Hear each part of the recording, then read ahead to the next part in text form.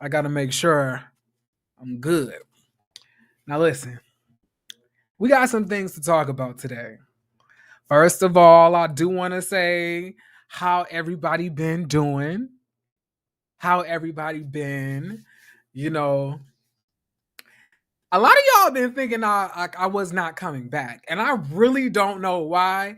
Let me tell you, it's it's like with work and everything else that I have going on. Like I said, it's harder for me to be accessible 124 hours a day, 24/7, all of that other stuff. But y'all not here to hear me talk about all of that. Y'all here to hear me talk about Essence Magazine, Real Housewives of Potomac, Rick Ross' new girlfriend who don't know how to be quiet, and just amongst other different things that I've been looking at in the media. We're gonna talk about Zanique and her man, So y'all just chill, sit back, and let's get into this. So let me say hi to everybody. What's up? How you doing, Fem Capital? Long time no see, Prognosis. How you doing, sis? What's up, mother of one? What's up, delightful DLB? And hey, Shayla Set, how you doing? All right. So I wanted to get it started here first. What's up, Love Black? How you doing? I wanted to get it started here first, okay? So what I'm gonna do, I'm going to share my screen. Okay. We're gonna do this tab right here. Okay. And let me do it like that.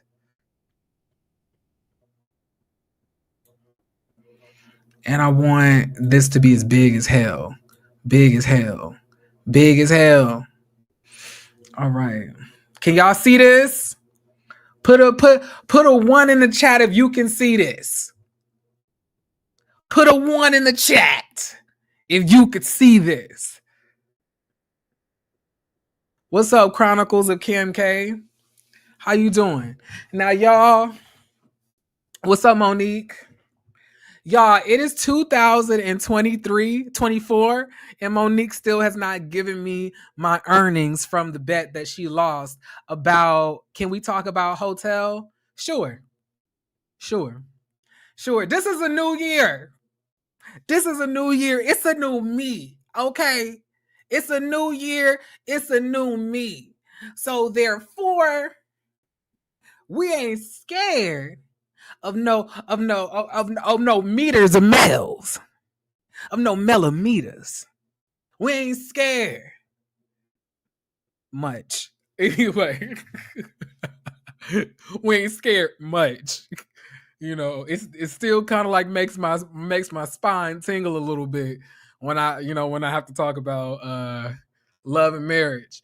But y'all, let's get into this. So for those of y'all who don't know, I was on Twitter scrolling and I had seen somebody basically share this link, and on their tweet they said that Essence just let Real Housewives of Potomac have it. And I was like, girl, what is she talking about? So I clicked on the link and then I had saw Breaking the Fourth Wall, Real Housewives of Potomac.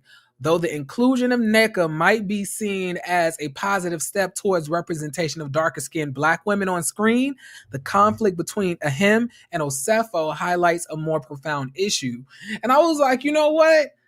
Before I read this, I really do want to get online and do it live, and then also give my own take, give my own commentary about this, and really just dive deep into how I'm feeling currently about Real Housewives of Potomac and how it's derailed itself into a travesty that we see today. Because y'all know I used to love me some Real Housewives of Potomac, and it has gotten worse and worse and worse and worse and worse. And I'm going to say this until I can't say it no more. The reason that Real Housewives of Potomac is going to hell in a handbasket is because first, Eric Fuller Eric Fuller is single-handedly destroying all of the black franchises. And not only that, but the production team as well behind him. Because he's just not doing it by himself. It's like we need to take, is it truly original? We don't want to be original truly. Truly, we don't. We need some other production team that can come in, give us compelling stories, remove the dead weight from the shows, and give us something that we really love and that we really want to see. But let's continue. All right. So let's start off here. So it says, among the Housewife franchises, Potomac gained its claim to fame through its two matriarchal anchors, Karen Huger and Giselle Bryant. While, like many of its counterparts, Potomac is recognized for depicting the lifestyles and interpersonal dynamics of women, Real Housewives of Potomac has become somewhat lackluster in offering a compelling glimpse into the lives of the ladies of Potomac, Maryland. However, beneath the surface lies a deeper issue. Now, in its 8th season, the show has mostly stayed with the same cast, with a scattering of replacements and additions. With Monique Samuels joining in season 2, Candace Dillard Bassett, who joined in season 3, Dr. Wendy Osefo season 5, and Mia Thornton in season 6, outside of some of the newly minted friends in Housewives. The show's anchor have been mostly the same. Huger, Bryant, Robin Dixon, Sharice Jackson Jordan, now a friend of the show, and Ashley Darby and Katie Ross, who was fired after season 1 and brought back for season 4. All right. So it says this franchise has been on a sharp decline for some time now, mostly due to the uninspiring stories of most of its cast, coupled with the pervasive hazing combined with the undercurrent of colorism and blatant unfairness that has made the show increasingly harder to watch. Potomac has a history of using a bait and switch tactic, deliberately provoking and isolating women within a group, only to subsequently label these women as aggressive. It first reared its head in season 5 when the Green Eye Bandits, meaning Brian and Dixon, led a crusade against Samuel, who physically attacked Dillard Bassett and drummed up rumors about Samuels and her family. Though Samuels left the show following season 5, her resounding words have seemed to foreshadow the direction of the franchise's future. Following Thornton's assault on Osefo in season 7, where Mia splashed a martini in Wendy's face, and a lot of y'all keep on forgetting that she got popped in the head with a purse. She didn't just get splashed with a martini, she got popped in the head with a purse. Okay? That's something else that we really need to talk about, because y'all not gonna just sit here and say that, like, you know, that lady, that big, you know, wide-armed woman just threw a little drink on Wendy. No, she threw a drink and she popped Wendy with her purse. But let's continue. Where Mia splashed a martini in Wendy's face, Samuels came forward with commentary about her former castmates. One thing Wendy should understand is that it's not about her actions or lack thereof. She could have sat quietly and they still would have found a reason to ice her out. The same ladies who told me words or even antagonizing someone is not grounds for getting physical are defending a person who got physical over Peter Thomas. LOL, just wow. Now, Monique, how I do agree with you on this, but I still want to reiterate that you are not shit either. You wanted to assault Candace because you thought it would put you in the good graces of the Green Eye Bandits, because you wanted to ice Candace out in season 5, and you said it on camera that Candace needs to be iced out, and you ended up getting iced out yourself, because at the end of the day you overplayed your hand. You thought that selling Candace up the bridge was going to get you in with the Green Bandits, and they made you think that you was cool enough with them to have the comfortability to disrespect Candace on a certain level. But little do you know, they never really liked you anyway. So as soon as you crossed the line of physicality and they were able to try to ice you out, that's exactly what they did. And they made sure that they caused a wedge between you and Candace that you happily allowed to be, set in stone. You did not want to make up with Candace in season 5. You literally allowed a woman who was spreading rumors about the child of your husband not being his, and you allow her into your home and you drank with her. You offer her a beverage, but you hit Candace upside the head for what? And we still don't know why you hit Candace.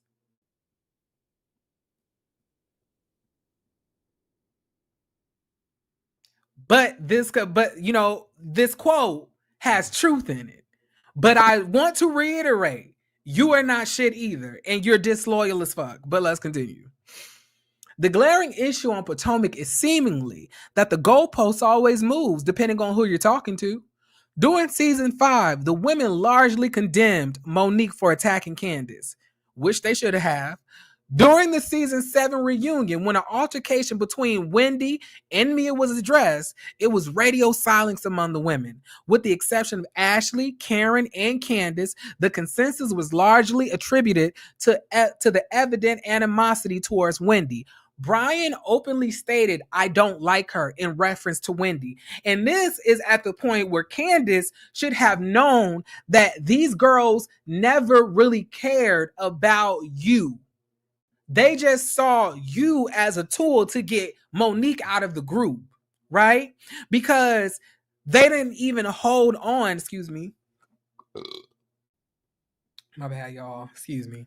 They didn't even hold on to the standard that they had set for Monique for the light-skinned, linebacker that we now know affectionately as Mia. They didn't care. They didn't like her.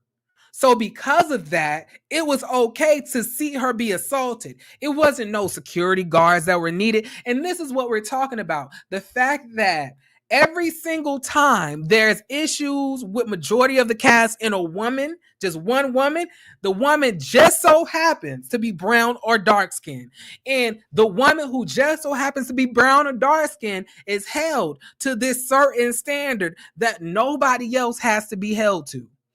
For example, Karen, Giselle can claim each other's husbands, want somebody else. Just like Karen can talk about Giselle's mental health and her being in the mental health ward, in her past marriage when she had to break down dealing with Jamal Bryant. Then Giselle can say that, that Ray really want Erica Lyles, which I would never forget that she said that. Not only that, roast her tax issues, all of these things. These women could tear each other down in so many different ways. Ashley Darby could say that Robin only had 20 cents in her bank account, that she needs to get away from Juan because what she's doing is not good for her kids. But let Wendy or Candace say one thing, and it's Candace always doing the most. Candace always taking low blows. Candace is always hitting below the belt. When have you bitches ever been above the belt? I'll wait. When have you hoes ever been above the belt? When have you ever been above the belt? Let me know. Because from my recollection of everything that's been going on, all y'all have always been below the belt. But for Wendy and Candace, as soon as they say one thing, it's all hell's breaking loose. And one thing that really bothered me, and I know I'm gonna have to continue to read this, but one thing that really bothered me on one of the episodes that I seen this season was when they had went to Austin, right? And there was like a little bird or a raven that had landed on the wall, right? Mia is going to turn to Wendy and say, "That's not your mama, right?" Basically calling her a shape-shifting witch, or a witch that can summon, different type of birds and stuff like that. Because Neka decided to come on camera and be xenophobic within her own culture. And all in my mind, I was like, now a season or so ago, all Candace said was yo mama. And everybody acted like she just said something that was so wrong. You literally are calling this woman's mother a witch, even though this lady has done nothing to you and nobody's talking. Now, this is personally when I believe that Wendy and Candace should not be taking the high road, because if it was me and Mia said that to me about my mama, when she see a bird on a ledge or on a wall trying to call my mama a shape-shifting witch, then I would have been like, you know what? But if it was a crack pipe, I know it would have been your mama. If there was a line of white dust on the table, I know your mama was here. If there was a track mark on somebody's arm, I know your mama had to be around to administer something, right? But no, we can't say that. Because when we say that, then we are hidden below the belt. But when y'all say it, it's okay. Now, your mama has been a crackhead, a drug head, a dope head, a chicken head, and maybe even a meth head. But you sitting here talking about somebody else's mama. At the end of the day, you want to know something? You want to know something? You want to know what, Mia? Wendy's mama did not leave her down in the basement to get her face burned with hot oatmeal. Wendy mama was sitting next to her, making sure her homework was done. When your mama couldn't even do that, because she couldn't even stomach you being saying the same build, the same person as your father. That's sad. But we gonna sit here and talk. We talking about mothers. We talking about mothers. Like, I wish I would let a crack baby mess with me. I wish I would. I wish I would let a crack baby insult my mama. I wish. Boy, I wish. Let's continue. But the glaring issue on Potomac is seemingly the goalposts always move, yada, yada, yada. I don't like her, in reference to Wendy. The ousting has become a pattern and is orchestrated by the Green-Eyed Bandits, who have maneuvered through most of the show's past seasons without having to reveal much of her own personal life. And y'all, can I also say this? Because we talk about Giselle and Robin and Ashley doing this, but we really need to talk about Dr. Heavenly on Married to Medicine doing this. And it really hurts my heart, because so many of my fellow commentators / friends really fuck with Heavenly. And I'm saying, Heavenly, what's the difference between Heavenly and the Green-Eyed Bandits? What's the difference between the two? Let me know. But let's continue, child. But like, the ousting has become a pattern and orchestrated by the Green-Eyed Bandits, who have maneuvered through much of the show's past seasons without having to reveal much of their own personal lives, and the pivoting focus on other women and stirring up drama. These attacks appear to be grounded in projection. Women who enjoy the support of loving husbands, successful careers, and supportive families seem to evoke envy from those who don't have those same privileges. Let's face the facts. Well, let me zoom in, because what's the facts? What's the facts, Essence? Essence, what's the facts? Let me stop. Let's face the facts. Giselle is a divorcee from a high-profile ex-pastor, Jamal Bryant. Jamal Bryant ain't out here pastoring no more. When that happened? When did Jamal stop being a pastor, y'all? When did that happen? Child. Oh my gosh. Let me move myself, okay? Hold on. All right, let's continue. All right. Robin is grappling with both financial and marital challenges with her now remarried husband, Juan Dixon. Ashley is navigating a purported divorce, and Mia in recent news has been seen with a new man, not her husband, G. It seemed like a calculated strategy to marginalize women who exude positivity and possess the qualities others covet. For those who may harbor entitlement due to being fair skinned, witnessing dark skinned Black women thriving in every aspect of life can be triggering. Oh, Lord Jesus. Oh, Lord. Oh, Lord. NECA. NECA. NECA.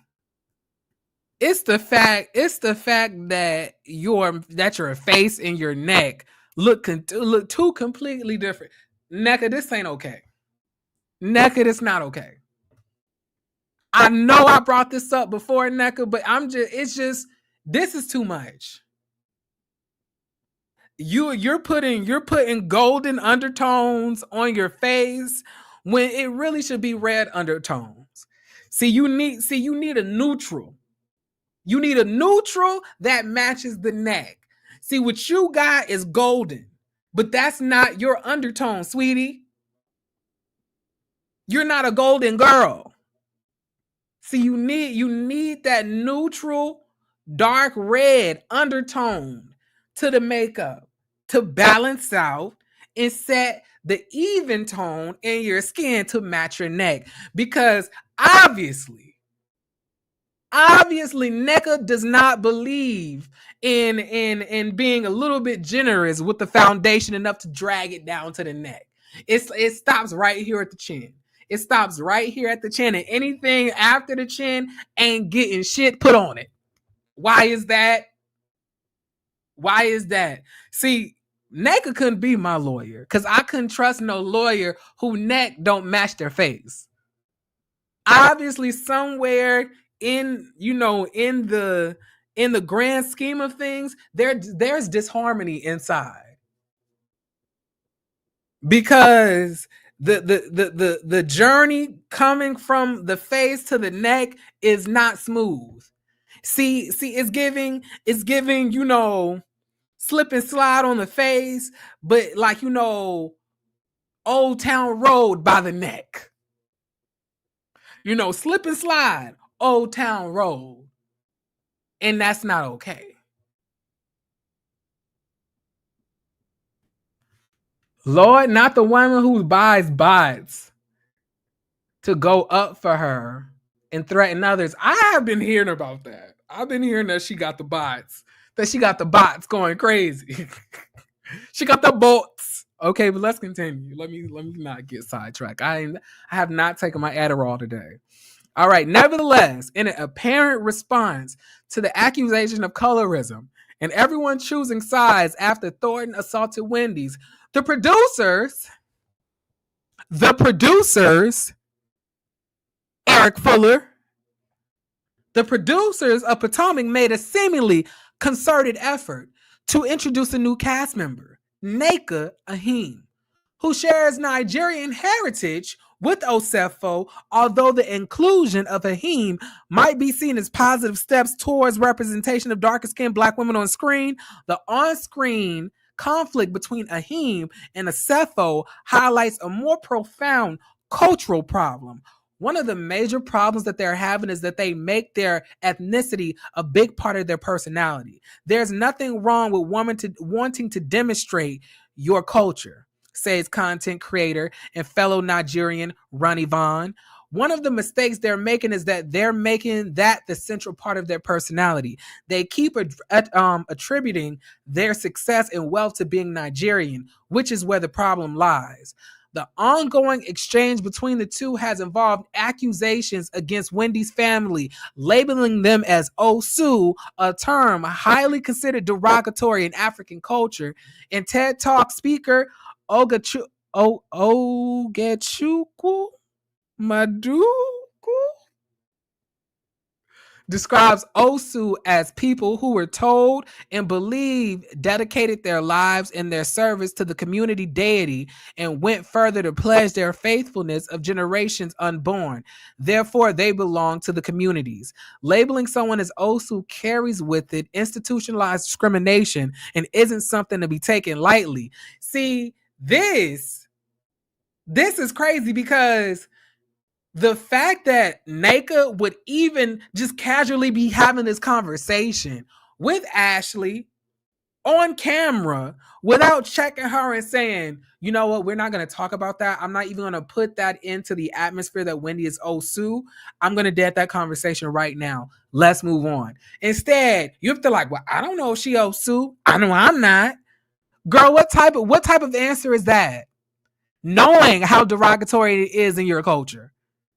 See, this is somebody who hates herself because a real one who cares about her culture, a real one who really cares about the well-being and the sanctity of their culture would protect it with no questions asked. You didn't even protect your own culture. You didn't even care enough to make these women pronounce your name the exact way it should be pronounced because it's too difficult for them. Ugh. Oh, I can't stand Naka.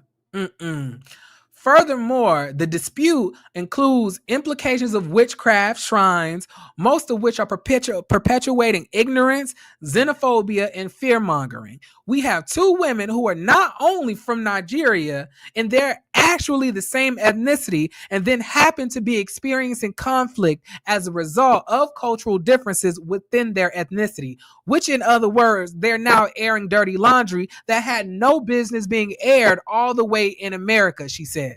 Apart from Wendy and Neka, the women in the group have no knowledge of traditional African religion. Breaking the fourth wall reveals a more significant concern, a storyline tactically orchestrating a conflict between two Igbo women on nationally syndicated television. Reality TV thrives on conflict, but the narrative falters when we clumsily attempt to delve into African spirituality on a national stage. It calls the showrunners to the carpet for allowing the conversation to even happen on camera. Didn't I just say that? This conversation should have been deaded from the beginning. Neka should have shut that shit down as soon as she heard the word Osu. Bitch, this is a wrap on this scene. I'm sorry. Out of respect for my culture and respect for Wendy, who is a part of my culture, I'm not entertaining this conversation. And I find it quite strange how the fuck you never talked about this old ass motherfucking blog post until another Nigerian woman came on the motherfucking cast. And now you want to ask me a motherfucking question about it. Bitch, is giving me calculated. It's giving me evil intent. But no, Neka, you didn't do that. You didn't do that. Because at the end of the day, you hate yourself anyway. So you don't care about these women. You don't care about these women basically calling you the wrong name. You don't give a fuck about these women not pronouncing your shit correctly. You don't give a fuck about these women bringing up another Nigerian woman being Osu to you. You don't care about none of that shit. You don't care. But let's continue.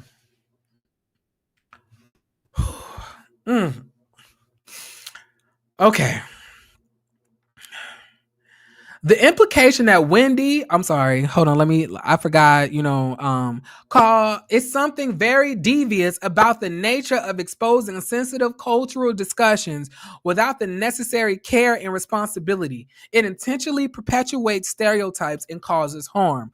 The implication that Wendy is Osu is one stereotype. Well, I'm sorry, that Wendy is Osu is one thing. Secondly, when Neka accuses Wendy mom of practicing witchcraft, these are accusations and conflicts that take place in the privacy of the home within Nigerian Igbo culture. Vaughn continues. You are on American television. You now taking the responsibility of trying to represent Nigeria when nobody asked you. It's a heavy burden to carry, quite frankly. To bring Osu's claims to television among a group of women who hardly get along in the first place, most of whom don't like Wendy, adds an extra layer of insensitivity. It not only magnifies existing conflicts, but also exploits cultural intricacies for dramatic effect.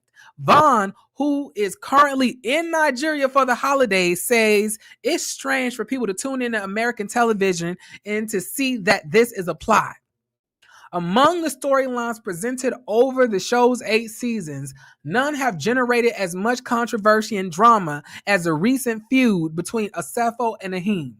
That what's even more perplexing is the missed opportunity to explore other noteworthy topics that could be peppered into the show.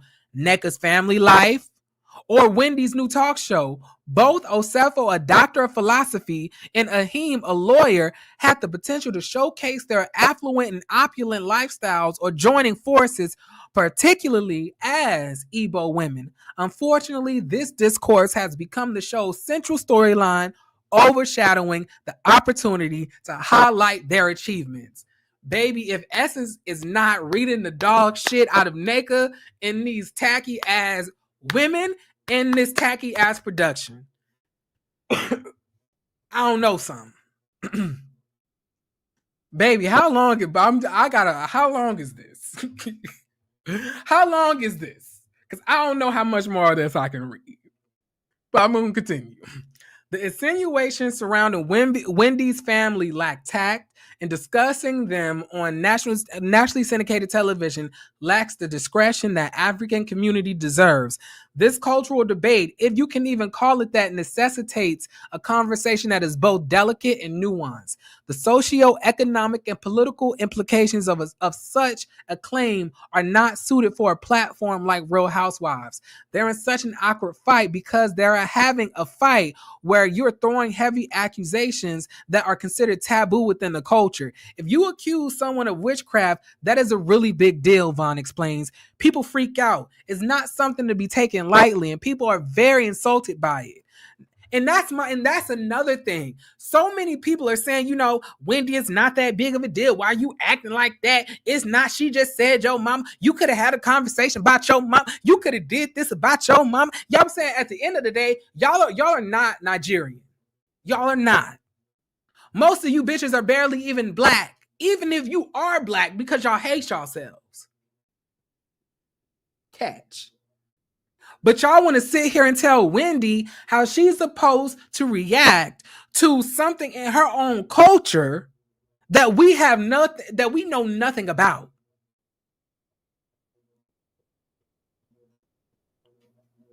Which is insane to me. How can we tell her how to react to Nneka's accusations of her mom being a witch when we don't really know what type of weight that holds in the culture of Igbo women or Nigerian culture as a whole? Do y'all understand what I'm saying? This is why I don't understand why people are acting like Wendy is over exaggerating. Wendy is doing too much. No, she's not. Y'all are just uninformed. Y'all don't know what you're talking about. So therefore, you're just repeating whatever you see these dumb hoes on this show repeat. Basically trying to allude to Wendy not wanting Nneka on the show. Wendy being jealous of Nneka. And Wendy's not trying to resolve anything. After you call my mama a witch, bitch, ain't nothing else to resolve. It's fuck you forever. Period. I wouldn't want to be friends with a bitch who face didn't match their neck anyway. Because I know somewhere inside there's disharmony.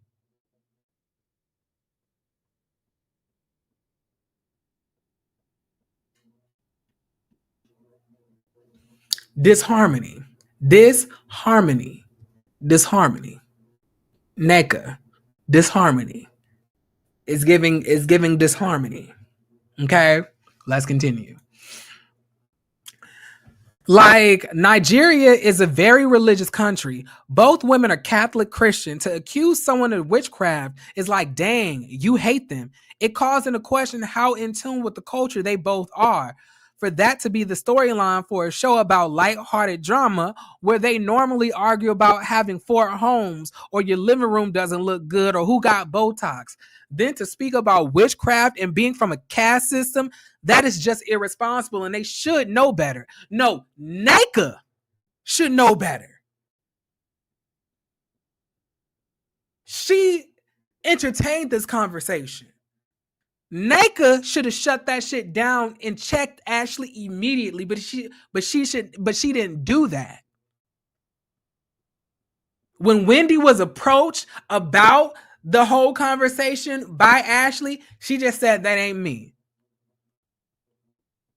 She tried to dead it then and there. But then after Wendy didn't take the bait from that, and on top of that, Ashley started feeling the heat from that conversation. Then Naked decided to take it a step further and then accuse Wendy's mom of being a witch. Oh, Naked. Unfortunately, this is not the first instance. During the season 7 reunion, when Dillard Bassett addressed colorism, none of the cast members were adequately equipped to engage in the conversation. However, for such a conversation to land on a platform like Housewives speaks to a larger issue within the cast and the production. Before Samuels was ousted in season 6, she brought forth claims of the women conspiring to come after her and fabricate storylines. And what's happening to Asefo feels vaguely similar. Can we pause real quick? I know y'all really want to stand for, Miss Thing. I know y'all really want to do that. But I really need y'all to remember that when Candace was on stage saying that there was colorism amongst the cast or things that can be deemed as colorism, Monique was the main one on the cast saying that colorism was not on the show. And she was dark as well. I just want to reiterate that. I really want y'all to remember, I know that y'all are having a lot of memory loss when it comes to Monique, but Monique did not want to address the colorism on the show. She claimed it did not exist. So Monique, therefore, gets no kudos or no understanding. From me, at least. I'm just reiterating. All right. Vaguely similar. I told her at the season 5 reunion that she and her family would be next. Samuel said in a post, the hate with some of these women is not for the camera. They're real life miserable. And that is so true. Hold on, y'all. Let me do something really quick. I'll be right back. I just gotta go get some water, okay? Give me a sec. Realize that the fact is that majority of the women who have been targeted on this show with all of the hate from majority of the cast, they're all successful. They're all dark-skinned or brown-skinned women, and they have a husband, they have money, they have life, they have friends, all of the things that the green-eyed bandits, Ashley and Mia, don't have, who coincidentally go after all of the women that somehow do. And it goes into a mindset that makes you really wonder, is it because you feel that they're not deserving of it? You are. So therefore, whenever you can, you're going to go after their marriage, go after their family, go after their lineage, and try to dismantle all of the things that they work so hard to accomplish and achieve, because you truthfully have nothing inside, nothing in your bank account, nothing in your spirit person, nothing in your life that makes you happy, because you are a walking pile of miserable, disgusting energy. Is that not what this is? Because it seems that way to me. It seems that way to me. Right? But let's continue. Real Housewives of Potomac has shed light on the pitfalls of exploring sensitive cultural topics for entertainment. The recklessness with which these claims have been brought to the forefront among a group of women already struggling to find common ground raises questions about the responsibility of showrunners and its ethics. Of how to move forward, Vaughn says, I think there needs to be admission that it went too far. I think they can't address this how they talk about regular beef. It can't be a discussion of, is Juan talking to the laundromat girl, or does Karen have an extra boyfriend, because that's too light, Vaughn says. They have to understand that by this storyline, we've actually insulted a whole culture. They need to admit and address as a unit that people with ethnic nuances never should have been a focus point for the season. It was a complete mistake to go down that road. And I guarantee you, and I don't give a fuck what nobody says, if this was Jewish, this shit wouldn't even be airing. Period. But because it's black and they truthfully don't give a fuck about black culture, African culture, they could give a fuck about this whole storyline, which is why these disgusting ass conversations are happening on camera. But let this have been anything, tied to Jewish, to the Jews, baby, they wouldn't even had a show left. And that is why I hate all of this shit. As viewers, it prompts us to reflect on the boundaries between entertainment and cultural sensitivity, urging a more thoughtful approach to storytelling that respects the dignity and nuances of diverse backgrounds. The unresolved tensions and lingering controversies on the show serves as a stark reminder that beyond reality television, real lives and cultures are at stake, demanding a more conscientious approach to what we choose to amplify. Baby, let me tell you something. If you didn't do anything, Essence, you did that. You did that. Y'all did that. Y'all did that. It was giving exactly what it needed to be gave. That conversation gave exactly what needed to be gave. Period. They aired them going at Katie about her children in the Jewish religion and faith. I don't remember. Don't remember that. At least not much. All right. So y'all, let's talk about let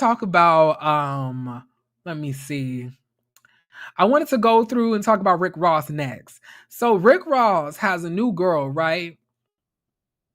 And a girl that he's with now is online basically commenting on the past relationships of the women that Rick Ross used to be with. Right? So let's see what she has to say.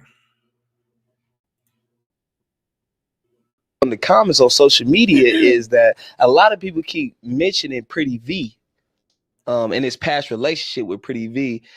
Is that affecting you? Are you questioning him about that? How do that make you feel about people questioning, where's Pretty V? How do that make you feel? It doesn't make me feel any way at all. I think it's funny. Mm-hmm. It's levels to everything, right? Mm-hmm. And that was never this. For the people that don't know, what do you mean by that was never this and there's levels to it? Whatever they had is not what we have. Simple, Mm-hmm. It's no disrespect to anybody, mm-hmm. but whatever y'all think they had is not what we for sure have. It's just not. So I'm not worried about it. I see the comments too. Did they go public? No. Well, they had to go public if everybody knew. Well, where's the pictures of them holding hands and them kissing and them on the jet together and them in Dubai and her on the billboard? Like, where's that at? Where's the flowers? Where's all that? Y'all put a comment. Y'all let me know. Y'all pull that shit up. Because I was on some player shit. I never was checking while for we're that. on the topic, though, like, show me where he did that with anybody. Lear Galore, I believe. Show me where he did that with anybody. Line them up. Oh, really? Mm-hmm. I ain't never peeped game, but I know he was for sure public with Lear Galore. I know that too. Uh-huh. Shout out to Lear. But show me where he did what he's doing with me, with anybody. One thing I have noticed in the comments too. I've been reading the comments. It's so easy to interview you right now because all you had to do is read the comments. Another thing I see on the comments on social media is that a lot of people keep mentioning Pretty V in his past relationship with Pretty V. Is that affecting you? Are you questioning him? Okay. So this is my thing. Like, one thing about it and two things for sure. I'm not fighting over no nigga with titties. I'm sorry. If a nigga titties are falling on both sides of his shoulder sets, you know, when he's laying down in the bed, I'm sorry. I can't fight over. You know, if his knees have to lean and knock on each other's door to have stability to stand, baby, I'm not doing it. I can't fight for that. The money gotta be the main draw, because I know you bitches are not doing this because of his looks. I know y'all not. I know that under titty, you know, sweat kickback when you kissing on that neck or lack thereof is vicious. You ain't gonna convince me otherwise. You know? And it would be highly embarrassing of me, in my opinion, to hop on to just dating a man who was with women that are noticeably way more successful than me, talking about the fact that, oh, he didn't show them on a jet. He didn't show them on a jet. He didn't show them in the mall. He didn't show them at Walmart. He didn't show them at Target. He didn't show them with a ring. He didn't show them with a thing. He didn't show them with the bling. He didn't show them with the ching ching. You know, it's like I couldn't do that. Because at the end of the day, when this nigga cheat on me, replaces me with another, you know, disposable light-skinned bitch, I'm going to look even more embarrassed. Because at the end of the day, he did all of that shit and still embarrassed the fuck out of me. When do you bitches learn that money, cars, clothes does not equate to a nigga actually respecting you? They have so much money, they can just flick that shit off. It does not matter, sis. It don't matter, sir. It does not matter. I promise, it does not. He could give you the world, but bitch, at the end of the day, if he gonna go fuck another bitch while you at home, looking dumb with your bags and your clothes and your shoes, then where's the actual respect? And the fact that you're commenting on his past relationships let me know that you're not secure in the relationship that you're developing right now. Because, you know, when you truthfully have, you know, a lot of security in what you feel, what you've developed, what you think, and everything else, you could give a fuck about the energy towards anything that was before you, period. I'm not going to speak on that. Big respect to those women, you know, but at the end of the day, I'm with him now. And all I can tell you is I adore the person that I'm with. And I know that he feels the same. I don't even want to mention the women before me or the men before him. Let's talk about the love that I'm feeling right now. That would be me, personally. Because when this nigga cheat on you and he's with another light skin, you know, limp body bitch, we gonna be laughing at you. And you gonna be crying in the car.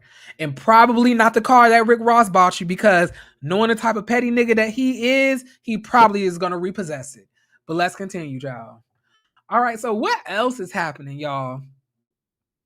Let me go through the stuff. Hold on. Well, look, what is something else we want to talk about? Okay, let's talk about Candy. Just ask any tea on RHOA you can share with us. Other than they still haven't told everybody who they bring back. Yeah, they over here, they being real tripping, because they act like people don't have a life. People got lives around here. We got to make plans for other things. Yes. And Randy says, Candy, please tell us you'll be a part of the new cast for RHOA. They are still working on the new cast, so I can't tell you anything. I would love to be able to tell you something, but I can't right now. Oh, just Okay. ask. Let's just read the comments real quick. We don't need her. Bring back Nene, Phaedra, Kim, and Portia. Candy's story has run its course. There's no more we can get out of it and care. Like the Roni, we need a whole new cast. They have really ruined this show. She's so boring. It's time to give it up. Kim Zolciak got the most interesting story right now for TV, and she ain't even on the show. They need to bring her back. Bring Nene and Portia back. If they really want to shake it up, they'll bring Nene back. 12 years is a great run, sis. That means you ain't casted. Hopefully she's the one that does not return. I still, to the life of me, don't understand why people have like this utter disdain for Candy. I really have to assume it's that thing in the Black community where we uplift you up to a certain point that we become to feel envy towards the success that you have, accomplished, and we feel like there's a chasm between you and us, and we will do everything in our power to literally snatch you back down on the ground from which you came. I feel like that's what this is. Why do so many people hate Candy? I never understand that. And the fact that y'all want, Portia, Nene and some of these other people back is so weird to me because the other women don't have anything going on in their lives either. Besides, taking Fallon's husband, what is Portia going to bring? Because Portia's not going to talk about taking somebody's husband. That's why she didn't come back in the first place. What else are we going to talk about? When Nene was on the show was already dropping in ratings anyway because she was not giving anything to the show, which is why they wanted to limit her down to 6 episodes for the next season, to which she said no. She is an actual ATL housewife. Exactly. I really do not understand what these people look like. What's the hate for Candy? I really don't. And what Candy's saying definitely makes sense. It's not the fact that, she's saying like, cast me, I need to know. Like, it's the fact that because she had an issue with production when trying to, say I have this and this and this to do, basically trying to organize her events or her bookings around the cast and around the show filming. She's saying, I'm trying to do that same thing now because y'all got mad at me when I had things to do during filming, but y'all are not telling me anything. And therefore, it's really annoying me because y'all acting like I don't have a life, like I don't have things going on. I'm not Sheree. Like, so at the end of the day, let me know if I'm on the show or not so I can just move accordingly. But Candy, I'm here to let you know, sis, you might as well just start organizing your shit without having RHOA in your mindset, because if they ain't telling you nothing now, it's giving that they're twiddling their thumbs. And don't let them feel that they can allow themselves to make you twiddle motherfucking thing. Okay? I say you go and just schedule as much shit as you can. And when those bitches try to come at you and ask you to be a part of the show, say I'm booked. See how the season fares out. And if they can't afford to bring you back next season, oh, well, you had a good run and you still got all of the shit there for you to do to make sure you got more money coming in your pocket. Period. Don't let Eric play with your bag. See, y'all let Eric get away with too much. It's at the end of the day, it's all Eric's fault. I'm trying to tell y'all. It's all Eric's fault. And I will never, ever stay off Eric's neck. Okay, let's continue. Let's look and see what else is going on. Okay. Whew.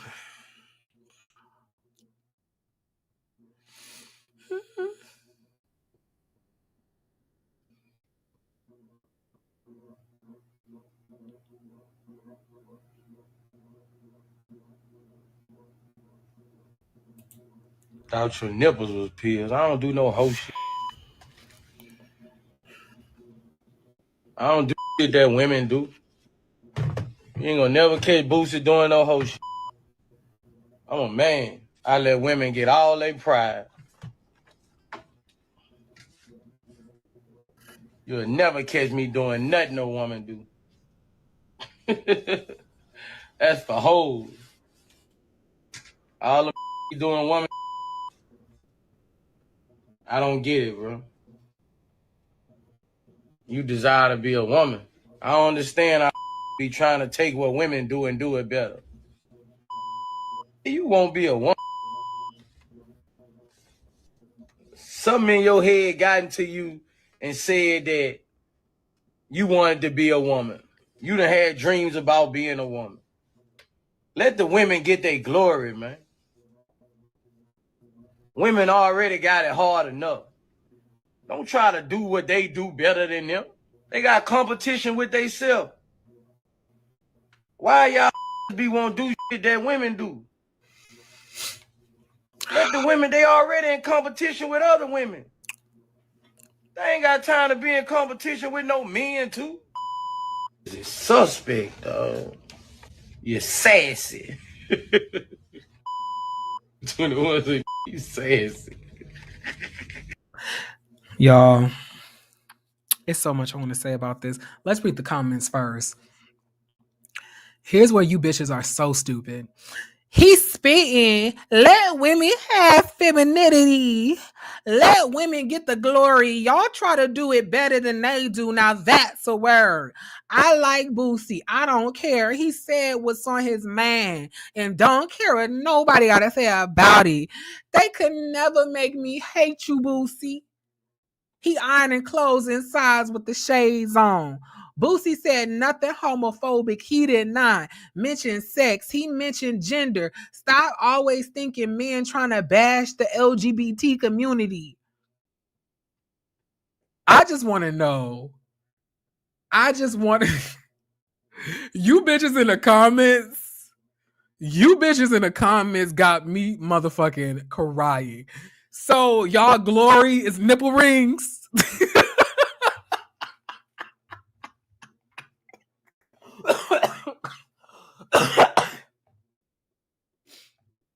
So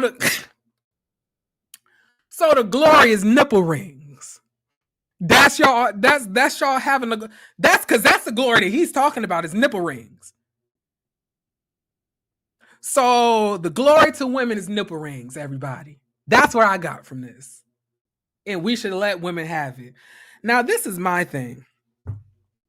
Like, it's so weird to me how women. And this is what I be trying to say, y'all. This is what I say where I have a very cautious relationships when it comes to me and Black women. But in my real life, I don't get into arguments with Black women. You know, I don't have any contention between me and Black women. It's the fact that I know that there's always a hint or layer of homophobia attached to Black women and heterosexual Black men towards Black LGBT, that it always puts me at a stand back because of things like this. I really don't know why women feel that femininity is solely for women. Everybody has a balance of masculine and feminine, both of those things being necessary to have a complete aura, a complete person, a complete spiritual, mental, emotional person. The reason that a lot of motherfuckers can't even think straight a lot of times is because they're operating 100% from their masculine and don't put feminine in the mindset to make conscious decisions. There's masculine attributes, there's feminine attributes, where you have, softness, understanding, intellect, all of those things, feminine. Then you have masculine, where you have protectiveness, security, forcefulness, abrasiveness. Those things is where you need to balance. You need to have both. One may be more dominant than the other, but at the end of the day, femininity is not solely for women, just like masculinity is not solely for men. Now, it's a lot of you degenerate-headed motherfuckers that may think that, but that's not how actual spirituality, goes. And just think about that. Even if we're speaking biblically, women and men are both reflections of what God was. God is. God is to be. He didn't just make up what a woman is. Obviously, he had to take the reflection of himself and reflect that into the body of what we now know as woman. So if God can have both feminine and masculine, then why would we fail to have that ourselves? I don't understand that. And another thing, you bitches in the comment sections, up in this, man, they can never make me hate you, Boosie. This man has literally talked about having prostitutes sexually assault his underage children at the age of 7 and 10. And y'all have no problem with that. Because he gets online, spouts some bullshit, makes y'all feel that, I love black women. Black women have it hard enough. A black woman got a lot on their back. A black women need the glory. Instead of glory being nipple rings, what glory should be? The fact that you niggas actually need to start taking care of the households that you helped create, that you abandoned. How about that? Or the fact that y'all need to actually start respecting them as people, meaning respecting their body, respecting them as a person, respecting their thoughts, respecting their opinions, respecting their beliefs, respecting their boundaries, respecting their bodies. If they want to have an abortion, they can have an abortion. If they don't want to have sex, you can't force them to. You can't assault them. You can't hit them. You can't do those things. That's how we need to start respecting women and giving them the motherfucking glory. Not letting them have nipple rings. But you bitches in the comment section are not even thinking. Y'all are dumb. And this is why they don't respect you. He talking about y'all got it hard enough. The reason that you have it hard is because of niggas like him. Not because of niggas like me. I never made it hard for a black woman to live her life. I never assaulted a black woman. I never unalived a black woman. I never put my hands on a black woman. I never created a household with a black woman and then left it broken and left it to her to pick up the pieces. I never spouted misogyny. I never tried to limit a black woman's success. Let's be real. If anybody is competing with heterosexual black women, it's the niggas that they're with. Which is why these niggas are having all of these TED Talks and manosphere conversations about you bitches being too successful and too masculine because they feel in competition with you, not us. But y'all don't want to hear that. Y'all don't want to hear that. Y'all don't. Y'all don't. Y'all don't. But let's talk about it. Let's be about it. Let's put our thinking caps on. Okay? And not just hand clap for a motherfucker because they just spouted some bullshit on the motherfucking video that don't even mean shit anyway. You women, how many times do y'all have to be unalived? How many times do y'all have to be, subjected to abuse, subjected to assault, subjected to all of these things to where you realize at some point, maybe you don't need an ultra masculine man. Maybe you need somebody in tune with their feminine side to be able to understand you and your perspective and treat you the way you deserve to be treated. Maybe if y'all had a man who was more in tune with his feminine side, maybe y'all could get y'all orgasm that y'all always talk about y'all don't get. But I don't know. Your man ain't even eating your pussy because he don't want his ass in the air. You afraid to tell your man that he ain't hitting it because you don't want to interrupt his ego and disrupt his masculinity. Meanwhile, you ain't had an orgasm since 1865 when Harriet Tubman was dragging you hoes through the Underground Railroad. You ain't had an orgasm since then. But this is what y'all want. Whew, I can't.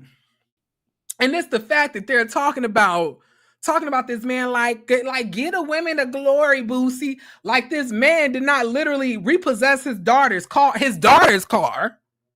because the daughter wanted to go take the mama to the hospital or go see the mama who was in the hospital, the same woman who he claims need all of this glory that had his child and took care of the child that, you know, that deserves glory. I don't get it.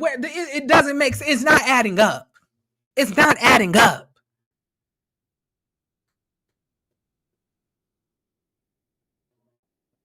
Y'all sitting here worried about a nigga having a nipple ring. Meanwhile, these niggas are beating y'all ass, knocking y'all the fuck out, hitting y'all in the head with bricks,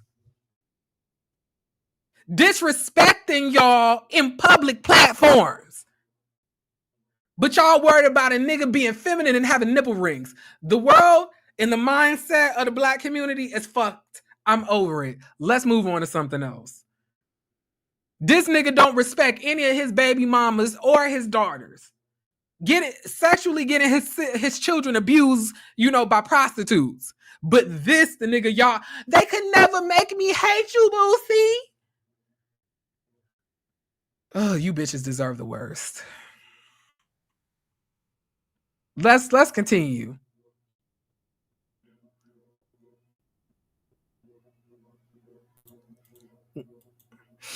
I wanna go to that one video with Zanique and Bad Izzy. Okay, let's go here. Do you think that we would be together if we didn't have a child? And why? No. They asking some good questions. No. Why not? Because I feel like a lot of shit, you had an image in your mind of raising Hunter with a 2-parent home. So you tolerated a lot of shit. So you just stayed. I wouldn't be with you either. Okay, so tell your why. Don't tell mine. Why? Tell your why. Because I had 4 kids, and this is the only kid that I was in the household with from start to finish. So it's something that I don't want to take from her as well. But I would admit, like, kick you to the goddamn curb. Well, why? Bro, there's a lot of shit, bro. That I just don't tolerate from bitches, bro. You do a lot of it. I'm telling you. He's talking for me. No, I'm not. What? I'm hard What do I on be the bitch trying doing? to pee. And what do I be doing to you? Tell him one thing that I be doing to you. Bro, your attitude, first of all, like we just went through with our whole fucking, with my fucking, I'd be like, goddamn. Do you think that we would be together if we didn't have a child? Channel. Your attitude, first of all, I don't deal with that shit with from nobody. How will you feel if I get a new boo? It's spicy here. I don't really even know. Honestly, I had this conversation with multiple people multiple times, for real. Okay, so what was the end result? It depends. Are we talking about just you dating as a whole, or just like the fact that my kid is in play and all that? No.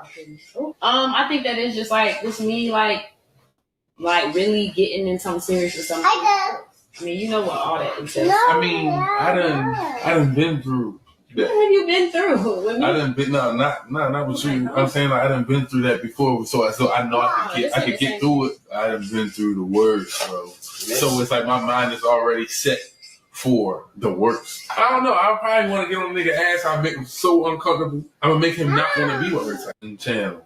Your attitude, first of all, I don't deal with that shit with from nobody.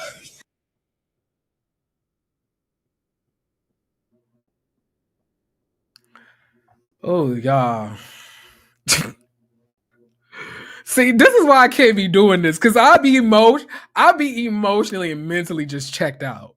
Because the type of like, you know, women I hang out with in my real life and the type of people I surround myself with are nothing like these scumbags. I cannot.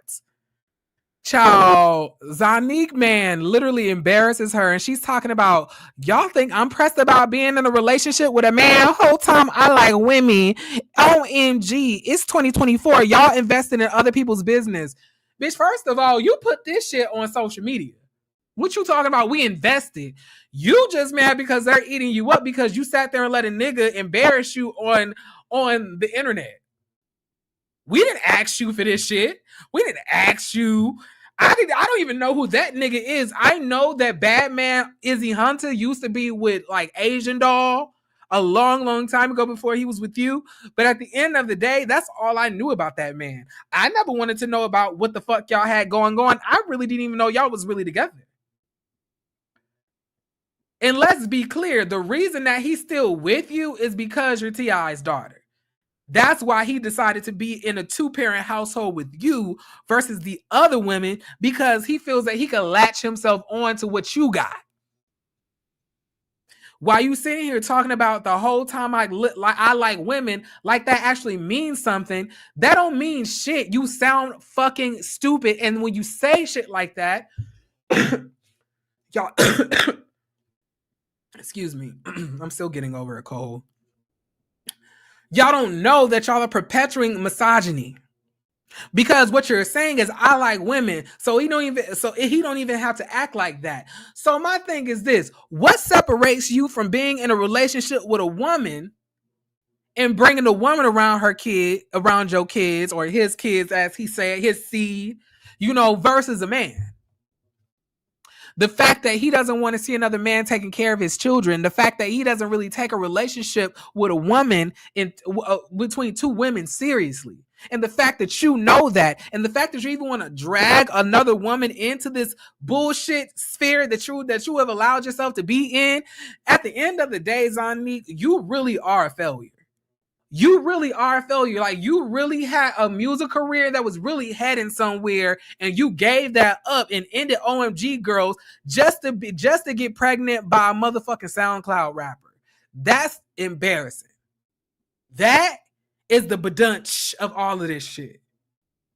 And the fact that you sitting here using the LGBT community as a backstage pass, so you don't have to deal with the repercussions of being embarrassed by the nigga that you have a child with on the internet. I'm gonna need you to not bring up you being a fucking potential lesbian as the fact as why your nigga is talking to you like he don't even like you. And let's address that. Why are you with a man who is talking to you like that? Even if the nigga is just fronting for the camera, that should put you in some type of pause that this man don't even want people to know that he cares or loves or has any sensitivity toward me.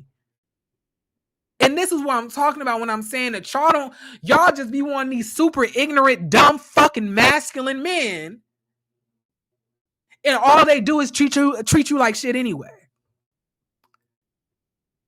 Because at the end of the day, y'all don't really know what masculinity and femininity is. What you know is toxic masculinity. And you think that the image of toxic masculinity is what is necessary for, sexual completion, which 9 times out of 10 is not. Y'all want these super masculine men with these big old dicks to just bang you out. 9 times out of 10, y'all not even getting any orgasms anyway. A man who don't even know how to please your body and please your mind on top of that. They're not intellects. And you're right. He did mean every single word of that, Asia. He did. He absolutely did. He absolutely did. But these girls are too dumb to take it seriously. You so this nigga spent a whole fucking video that you uploaded to social media embarrassing you, and you're gonna say that we're too invested? No, you're too transparent, baby. You're too transparent, baby.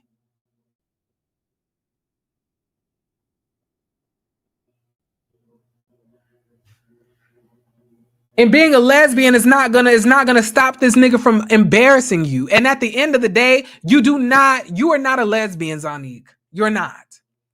Because if you were not, Because if you were, you wouldn't have left your whole music career over a fuck ass rap nigga and ended up getting pregnant.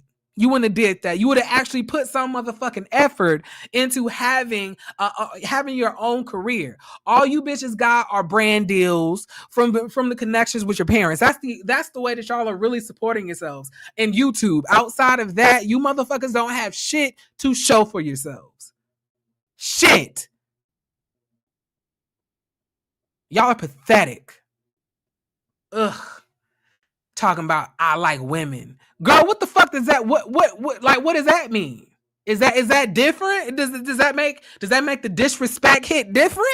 Does it make it does it make it disappear? So you being a lesbian makes it okay for the father of your child together disrespect the shit out of you and stop you from moving on if you wanted to. And he's literally telling you if you didn't even have the kid, he wouldn't be with you. So the kid's gonna have to grow up seeing his mama be abused verbally and mentally, maybe even physically, because the daddy want to be in a 2-parent household that he so coincidentally didn't have with the other bitches that he was in a relationship with. Because you want to know why? Their dads were not T.I. Moving on. Dummy. An idiot. A dumbass. I cannot. I really can't. I really cannot. Is giving no. All right, let's see what else is going on. Man, I don't know what the man. This dude Lil Nas X it's the most disrespectful shit I ever seen in my life. I can't even get my fucking words out. Bro, find you something else to play with besides Jesus. If you don't believe in Jesus or none of that, then just don't play with it at all, bro. You ain't gotta believe in it, but don't play with that, bro. Don't play with nobody religion. It's some down bad ass shit. They always ask me what I thought about you, and I try not to be disrespectful, you know what I'm saying, due to, how everything works, but nah, fuck that. You's a foul ass, disrespectful ass cat. And you gonna really go out there and play with Jesus like that, the Last Supper? So you think Jesus is something to play with? It's just a toy. You think just because you got your community behind you that you can just do anything at this point, huh? Well, you got life fucked up. We slide behind Jesus. Ain't nobody playing like that, boy. Now I see why such and such was on your head like that. Cause he seen that you was a straight fuck nigga, a little bitch ass fuck nigga, playing with Jesus like that. He was a mob.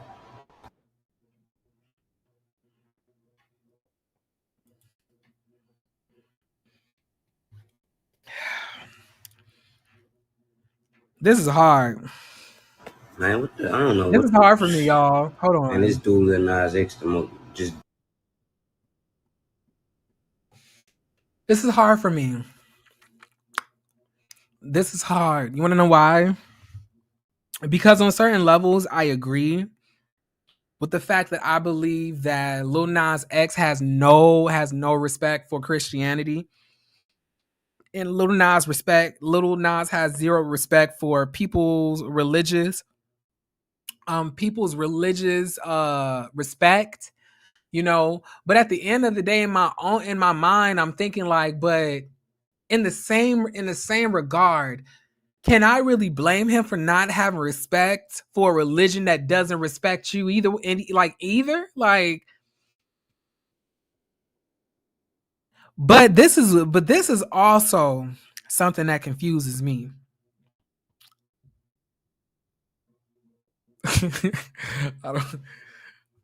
I don't know why I thought he passed away. I don't know either. But judging by the way that he talking, you would think that this nigga is some type of hood gospel artist. He just wasn't a nigga talking about a baby. And then he didn't. Did you not also get arrested for attempted murder or murdering somebody? But let's continue. So this is my thing when it comes to this. You niggas have no balls to talk about shit when it does not involve homosexuality. What about fornication? What about anger, unforgiveness, all of those other things that God said that he hates that y'all coincidentally forget? You know, you bitches out, you motherfuckers out here want to have 18 baby mamas unwed to every single one of them. Fuck all of these bitches, kill people, be in gangs, make broken homes, hit bitches in the head with bricks. But as soon as y'all see the nigga with the pigtails making the music video looking like Jesus, that's when all of y'all want to put y'all holy hats on. You niggas have been unsafe for the last 368 days. 364 days of the year. But as soon as y'all see Lil Nas X, that's when you niggas want to be Christians. I really cannot.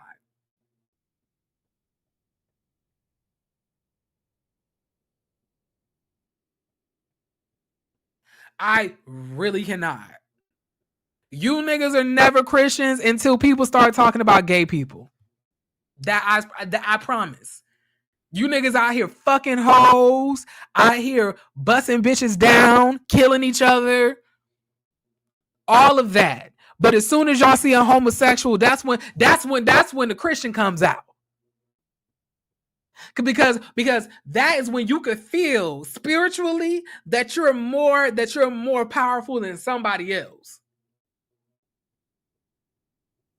Because any other time you niggas are depressed, taking drugs on top of that, barely can keep a sober fucking mind or speak straight without sounding like you bitches are illiterate. But just coincidentally, when homosexuality gets brought up into the conversation, that's when all you motherfuckers want to be holier than thou.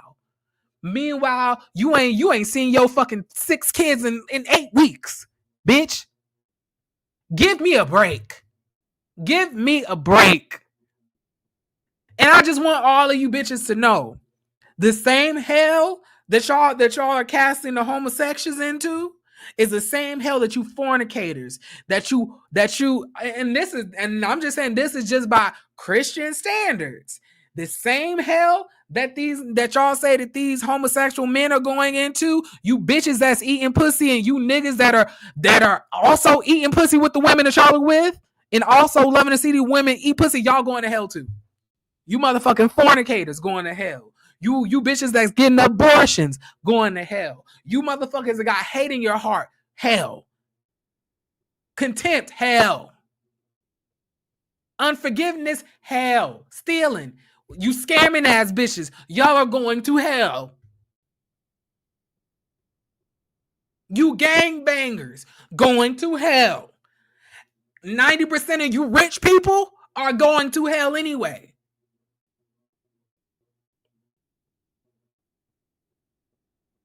Let's be clear. Let's be clear.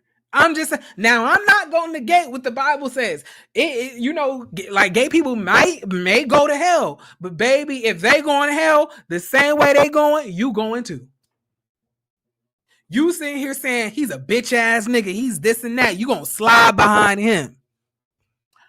Baby, as soon as you slide behind him, that's a sin. You can't kill a bitch. You can't beat a bitch to death, shoot a bitch, and then you die and you think you going to heaven because you said you did it in the name of Jesus. And Jesus in the Bible, like, I never asked you to move that way. I never asked you to communicate that way. I asked you to have a spirit of understanding and love towards people, because at the end of the day, when I judge them, that's the worst that anybody can endure. So therefore, you have no right to judge, love, and try to give these people understanding and just move out the way. Let me handle it.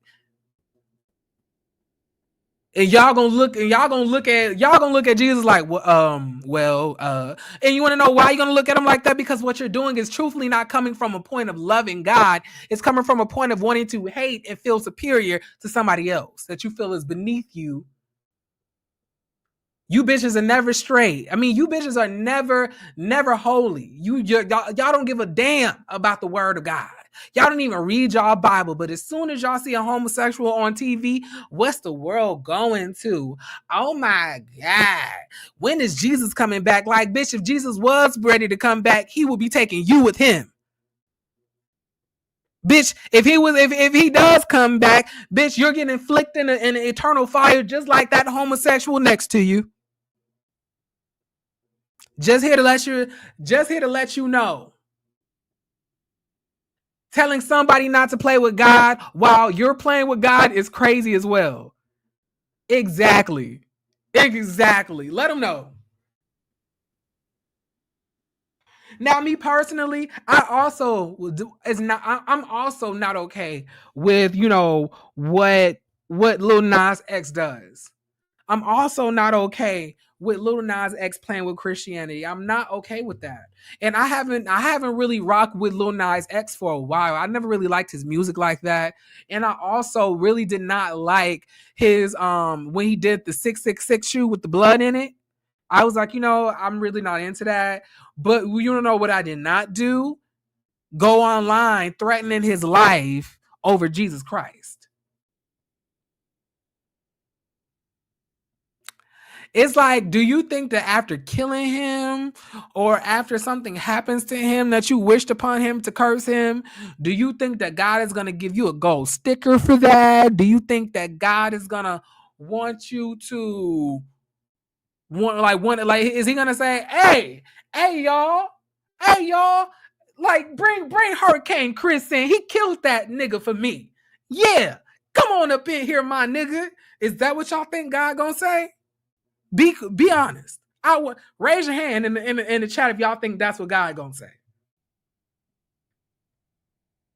It's gonna be a lot of y'all so shocked when y'all end up in hell. Cause y'all had all this hate in your heart thinking that you were hating people for Christ. when he never asked you to do those things. He never told you to say those things. He never told you to act this way. You did that out of your own volition. He never told you to show somebody, hatred in your heart for them. He never told you to do that. But let's continue, John. Good luck. Let us see. My Coretta, I thought you was a lesbian. I thought you like women. Now you his Coretta. You are the dumbest bitch in the box. It's giving wag. It's giving stupid. It really is. I really cannot. Okay. I really can't. Let's see what else is going on.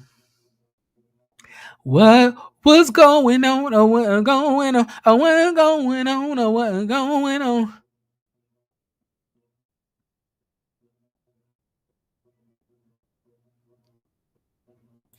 Oh, it's like, look. Sexy Red took a maternity shoot. Child, I don't know who did it, but they somehow got Sexy Red to look like she finally took a bath. Every time I look at Sexy Red, she look like she just covered in a layer of dust and weed smoke and oil. Finally, baby girl look like she don't smell like sewage. Congratulations to the baby girl. Congratulations on the baby. Congratulations. Okay, let's see.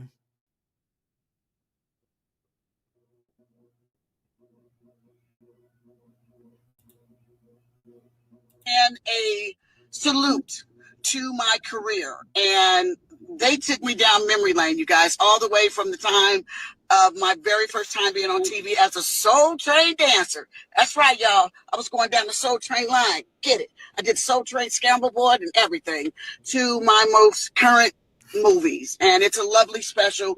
So check out Entertainment Tonight's salute to Vivica A. Fox. Okay, they said 2 minutes. No, it's been a wonderful journey. And in closing, I just want to say to all of my fans, somebody said 1 minute. Okay, thank you for the official countdown. Thank you, guys. Man, I've had like the best week of my life. Like I said, I just left New York. Thank you for all the love. Thank you for all the support. I couldn't do what I do without you, without my cast, without my amazing director, David Ducato, Hybrid Films, Lifetime. I just love you guys so much. I really do. Entertainment Tonight ran a salute to. Do you feel like now is the perfect time to have the conversation that Taraji kind of continued or for Monique. You know, you're an actress. You've been out there. Is this the perfect time to kind of talk about that in the right platform? You know, darling, to each his own. Do you know what I mean? I'm very happy, very blessed. And to each his own. I didn't have that experience, so, you know, but to get your piece out is important. I totally understand that. And I love my girls for looking out for each other. But I'm good. Do you feel like let's be clear, Vivica Fox fucked some of these people to get some of the roles and the things that she wanted. She also dated Quentin Tarantino, and you cannot make me believe that she was with that nigga for love or sexual attraction. And when she was with Quentin Tarantino, you know, after she was fucking with him, after he saw her in one of Booty Call, guess what happened? She ended up in Kill Bill Volume 1 and 2. Which is cool, I'm saying.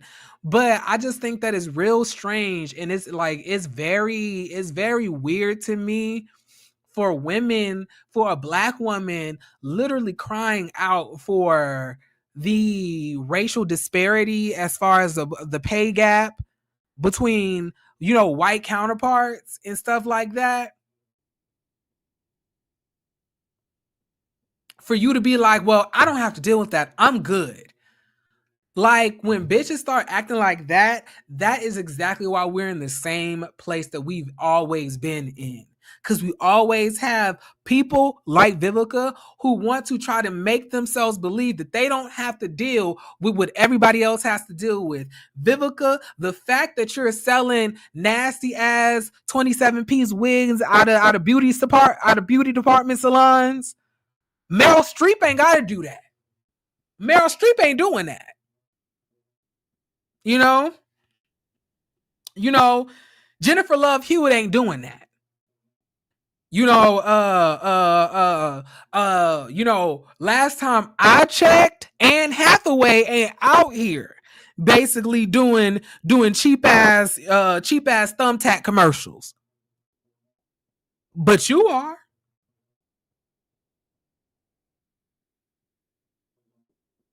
You are, and you want to know why? Because you need the money. And you want to know why you need the money? Because you never got paid and treated as you deserve to be treated, you know, by giving roles and all of those things after you proving yourself time and time again. The fact that Vivica Fox did not get a role as some type of action superhero, y'all, after doing Kill Bill, it tells you everything right then and there. Vivica Fox, when Vivica did Kill Bill Volume 1 and 2, we're not saying that Vivica is not accomplished, Shar. We're not saying that. What I'm saying is, yes, Vivica has a very long career, but Vivica peaked and then started declining at like really close to hitting her peak. She hit her peak 2001, 2002, 2003. By 2004, she was already sinking. But what I'm saying is, based on her precision as an actress, based on what she can do in action films, she should have been like in the heading like 5 or 6, you know, $1 billion action film motherfucking, you know, trilogies. She should have had her own Salt. Okay? She should have been a Catwoman. She could have did a lot of shit. But they didn't offer her that. And you want to know why? Because she's Black. I don't give a fuck what you bitches got to say. What I love the most about Kill Bill Volume 1 is the fight between Vernita Green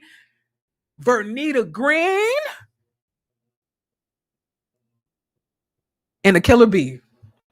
Baby, Vernita, shoot. They were scrapping in that little house. And Vivica did majority of her own stunts. When Uma Thurman, who was the actual head, the one, you know, the main character who's assassinating all of her old, you know, assassination mates, Vivica was doing her own stunts. because she took it that seriously. But that did not garner her any action roles like Uma Thurman after that movie. Vivica could have did a John Wick.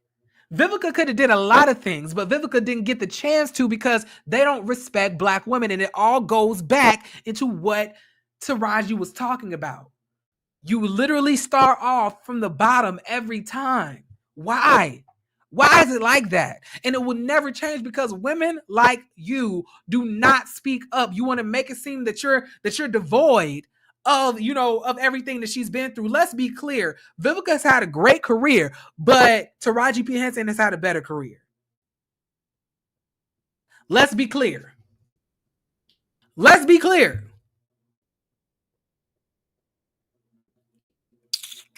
Let's be clear. Vivica's had a great career. Vivica had a good career, let's be clear. But Taraji's career is way better. Way better. I'm being real. Taraji P. Henson has had a way better career.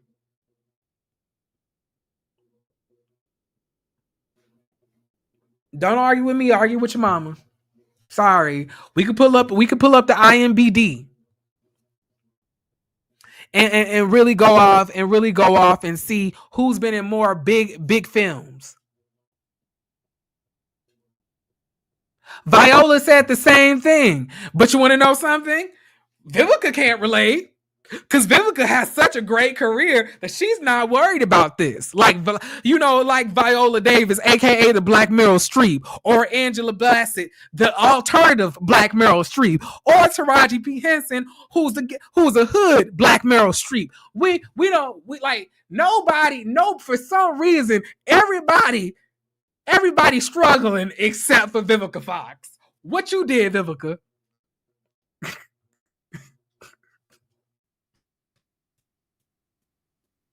Even if she's happy with her pay, she knows what the industry doing to Black women. And she says, can't relate. I ain't got to deal with that shit. That's what she basically said. She give a fuck. She give a fuck. Which is so disappointing. It really is.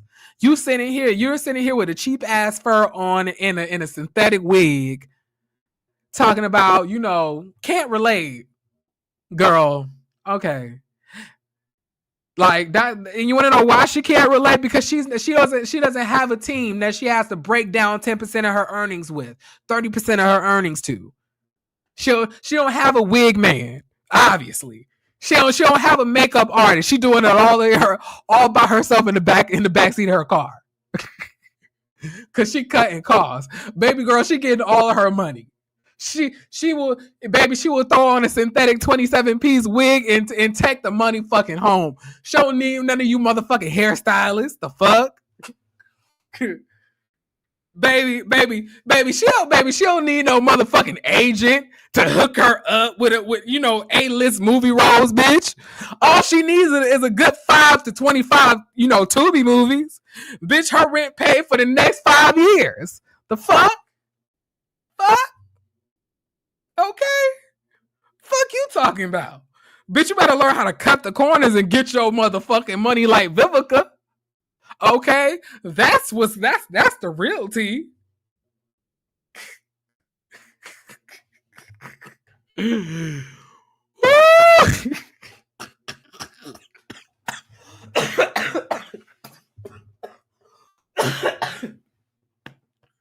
I'll make myself laugh, y'all. I'm sorry.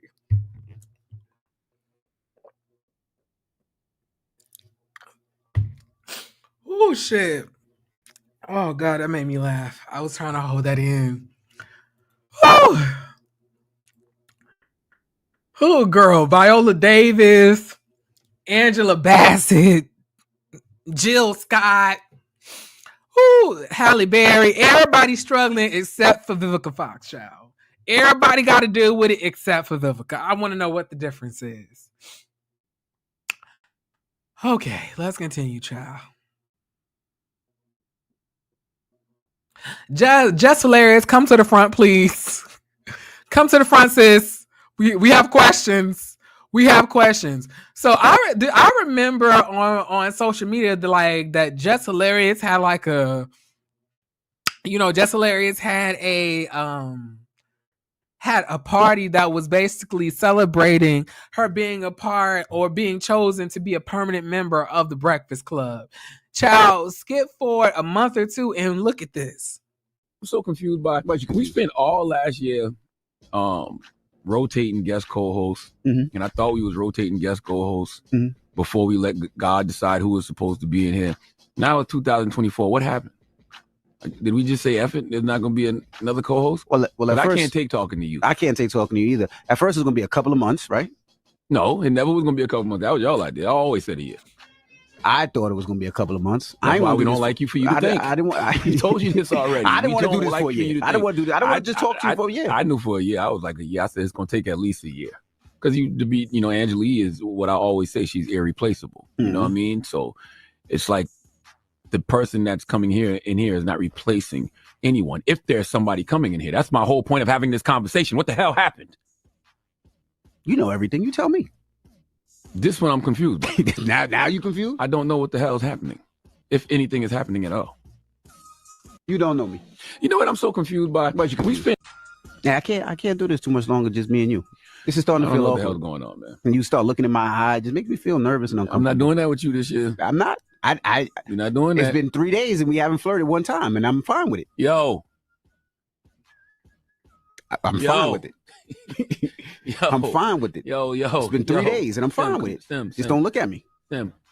Get your man. No, get your man. Get your man. Get your man. It's been 3 whole days. Oh, God. I just want to know what's going on, man, if anything.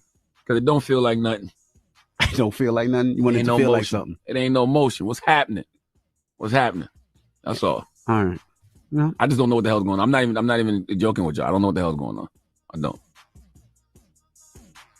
All right. Well, that is your rumor. Have we said F it? Are we just gonna say F it? No, I'm not. I'm not doing the rumors a whole year. It's not gonna happen. I'm tired. I don't want to get in people's lives and get their relationship and talk about. I don't want to rotate guest co-host no more though. Yeah, I can't.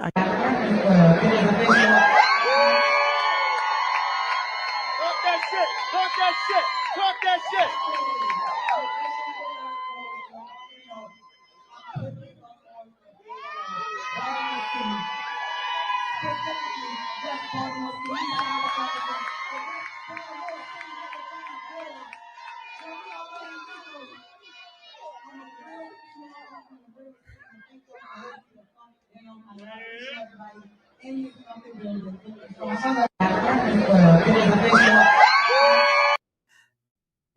This is fucked up. Like, ain't no, like, I don't, like, I refuse personally to believe that Just Hilarious just made this up. I definitely believe that she was told that she was a part of the Breakfast Club officially. You cannot. She did not just wake up one day, arrange a party. She did not just wake up one day, arrange a party, get a blonde wig, rent out a venue, invite over 250 people for a celebratory event for her being a part of the Breakfast Club, and she was not told that she was going to be a part of the Breakfast Club. They playing in her face. They playing in your face, Jesse. You need to say something.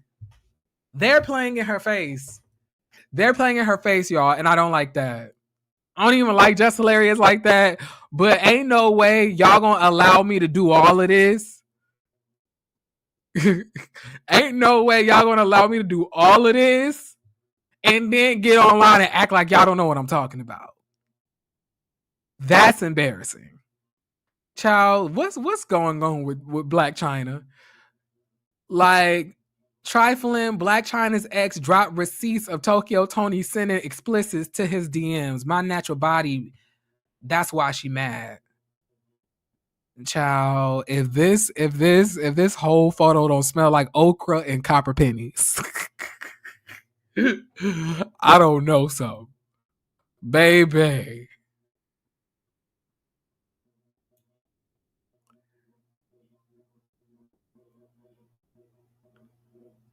Now, me personally, I'm just trying to figure out is this Tokyo Tony? Because it looks like these are screenshots of some type of live. But my question is, if she's on live, is she just being naked on live?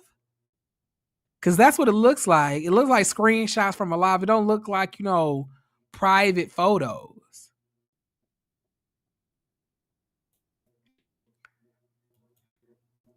Child, if it don't smell like bologna in those rooms, I don't know something. Every single time I see Tokyo Tony, she's in somebody's Red Roof Inn with a cigarette in her mouth and crust on her lips, cussing and foaming out the mouth, talking about bitches need to eat her coochie. And I'm just like, at the end of the day, we're not trying to eat yeast infections. Tokyo. It's giving no. It's giving no, y'all. It's giving no.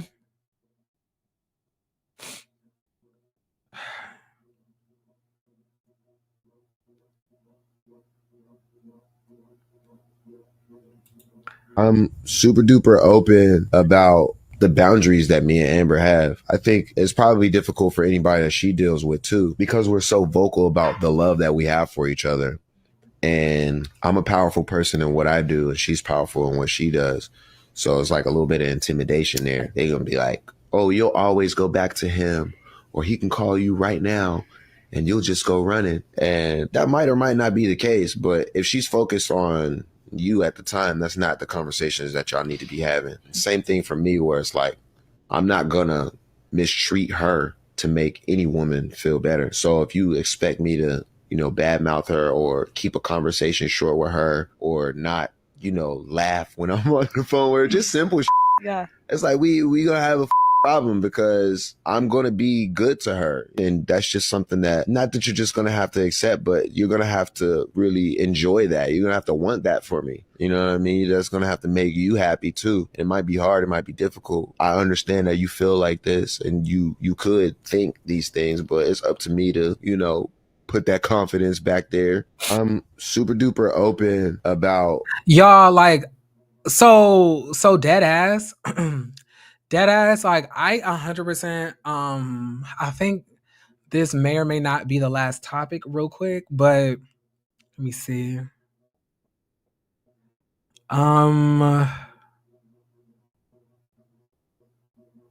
Yeah, I think this might be, actually, no, this is not going to be the last topic. I want to talk about something else real quick.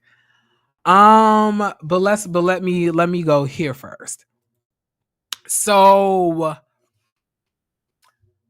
I 100% understand what Wiz Khalifa is talking about, because I've experienced and I'm experiencing that now, right? Now, Jeremy has not had a lot of people who he can say he was in love with, right? I didn't have a lot of people who I can really say I just felt this otherworldly love for somebody, right? And I had been in relationships and I thought I felt that before until I actually did. And this person, and he's actually been in our chat a few times. His name is Nate. He's one of my exes. And when I tell you the love that me and him have for each other, it transcends, I feel like, the world, to be honest. But the thing is, we're not together. We don't want to be together. We probably could if we both wanted to be, but that's not what we're on. But he's become one of my best friends. We talk all the time. We text all the time. But I'm also dating somebody currently right now. And we're in a great relationship. But in no way, shape, or form does that person need to be intimidated by Nate. He needs to know that Nate is always going to be a part of my life and that I love Nate, and Nate is probably one of my soulmates. But however, I'm going to always be respectful towards you in a relationship and keep a certain boundary and level of respect. But I'm not going to cut off somebody that's one of my best friends, one of my soulmates, just because we've dated in the past. It just doesn't make sense to me. You know, so I 100% understand what Wiz Khalifa is talking about. In my opinion, I don't really think that, you know, if you love yourself enough and you have developed relationships with people and you've done a good job in doing those things, that when you do have a breakup, you have to hate the person. I don't believe that. I don't believe that, and I don't necessarily support that either. Like, I don't like you hating your ex, don't do shit for me. You bad mouthing your ex does not do shit for me, just the same way as you loving them does not do shit for me. If you love and have a special place in your heart for your ex, that's your business. You know, just make sure that you respect and love what we have going on and no boundaries. But at the end of the day, if that's somebody who you develop a friendship with even before I got in the picture, then do you, boo. Go ahead. I'd rather that than, you know, you have contempt or hate and hurting your heart that, you know, that may, you know, metamorphosize in our relationship. Me personally. So yeah, I agree with what he's talking about. And I love the fact that him and Amber can have that relationship, you know, and he's not intimidated by the men that she's dated, and she's not intimidated by the women that he's dating. Just respect. Respect my baby mama, respect my baby daddy. They're going to respect you, and we're going to have boundaries. But I'm going to let you know that when we do hop on the phone and have a conversation about our child, sometimes we may giggle and talk about some regular shit because we also maintain a really good friendship. You know, to me that makes sense. But let's move on, okay? Now this is gonna be one of our last conversations. Okay. Let's continue. I'm looking for the video. Cause Carlos King had a lot to say. Carlos. Where's the video? Oh yeah. Y'all wanted me to talk about Martell Holt too, so I guess we have two more things to talk about. Child, this is turning into a very long ass live. I was not expecting this, so it's not. Okay. Okay, so it says that's horrible. Martell Holt seemingly arrested in Alabama, charged with domestic violence, harassing communications. And at the end of the day, I'm gonna say this. Like, I think it's about time that Martell gets arrested and that Martell has to be held accountable for his actions.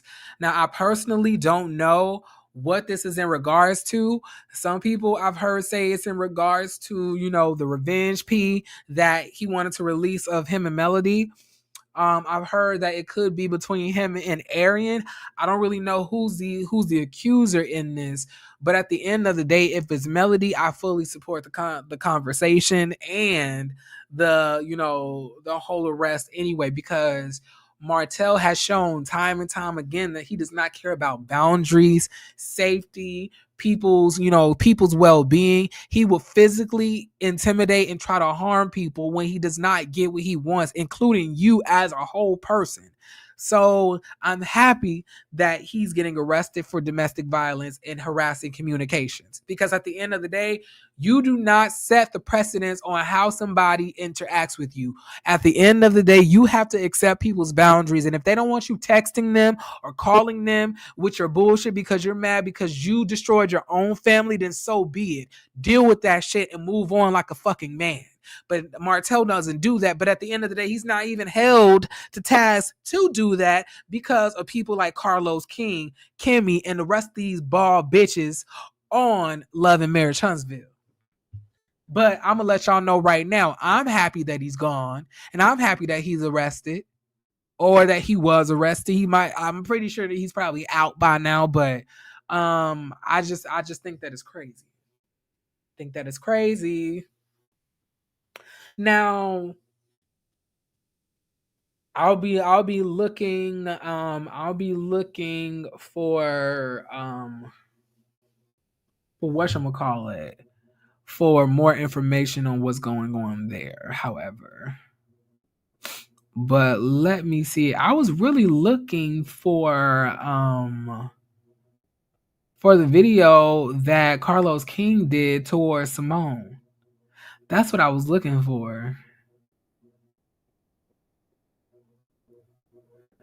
Does anybody have that? Do y'all think y'all can send it to me via Instagram? I want to comment on it before I ended things.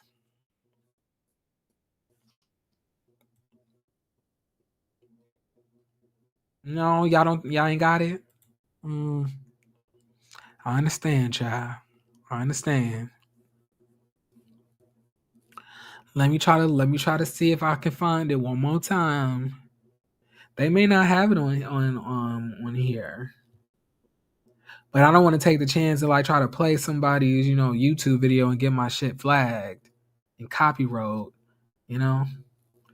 That's the thing. I don't want that. Can't have that.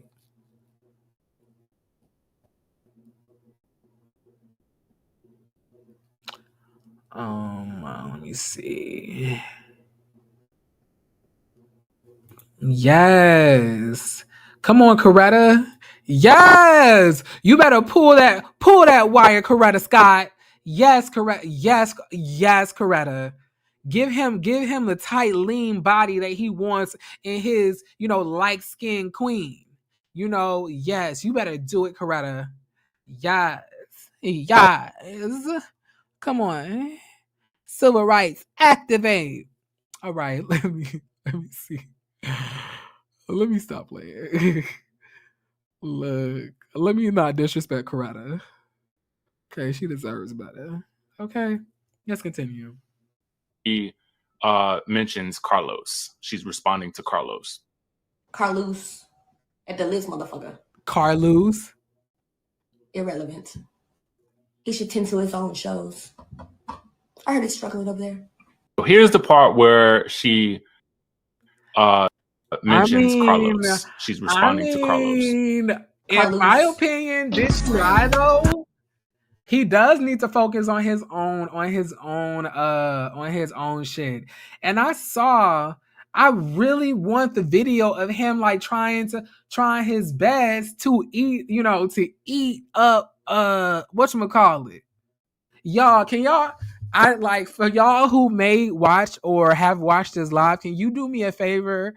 And could you please do time if you can? I understand if you cannot, but can you please do timestamps in the comment section? Can somebody if one of y'all can do timestamps in the comment section, I will make you a moderator today. I just need somebody to timestamp this so I can clip it and make videos of it. Okay, because we talked about a lot of stuff. It's been 2 hours and 1 minute. Okay, but let me see if I can find it on YouTube. Just hope for the best, child. That a motherfucker don't, that a motherfucker does not, report me. But why she call him Carlos? I mean, baby girl might be right. It's definitely giving Carlos. It's definitely giving Carlos King. Okay. It's definitely giving Carlos. I'm crying.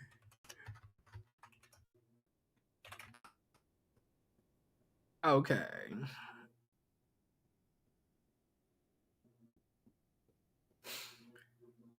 Who child?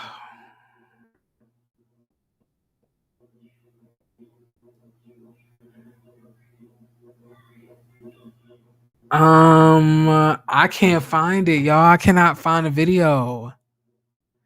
I cannot find a video of Carlos going off.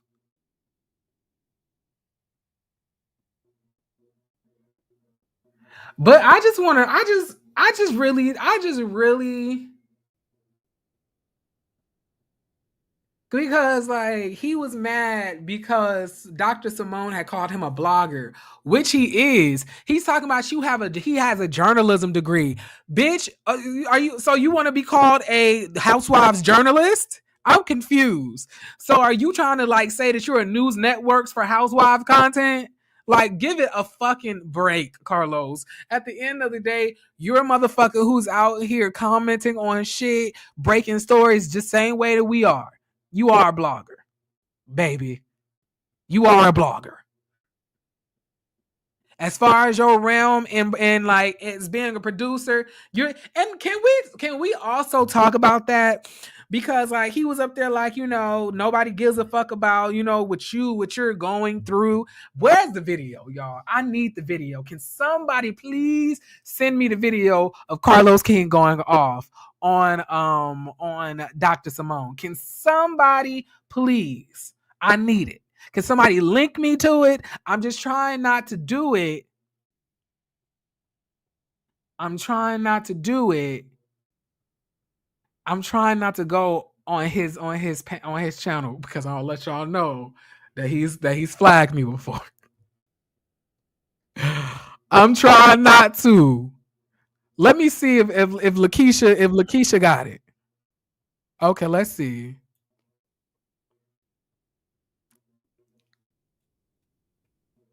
What Dr. Simone said about me. She was asked about Quad's interview with me. There we go. And she said she's not speaking to Quad right now because she's doing blogger interviews, right? So she said it once and I was like, okay, whatever. Like, it's all good. And then she was asked again about it. And she said Quad doing that blogger interview.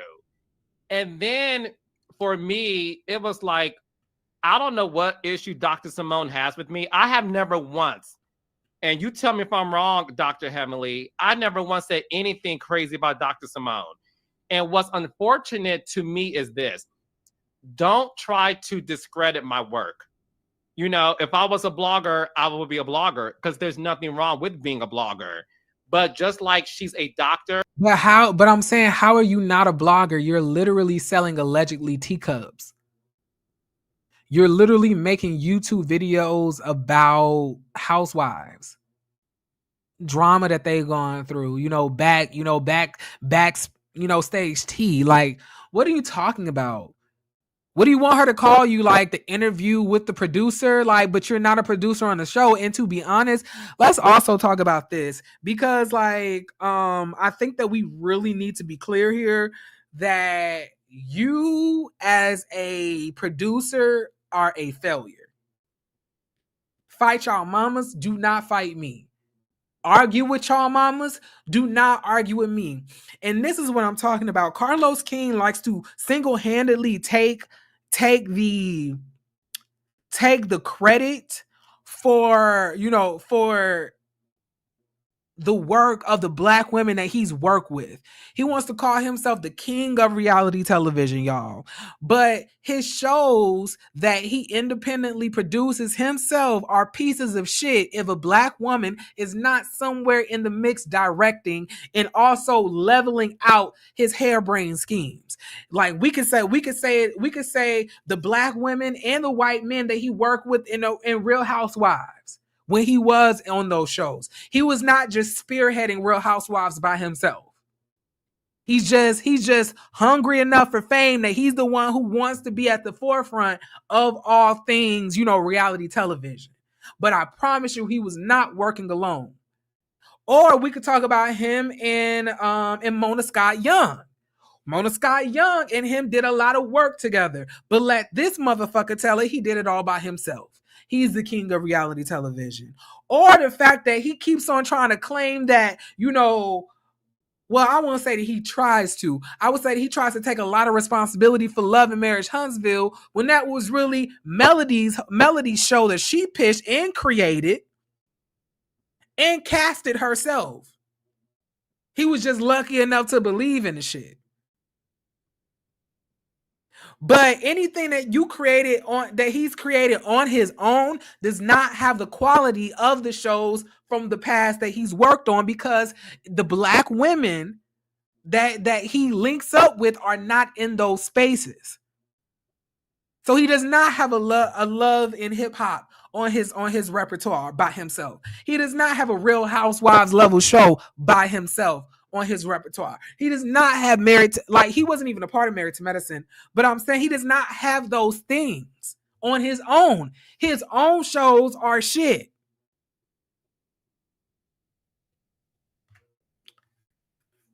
Am I lying?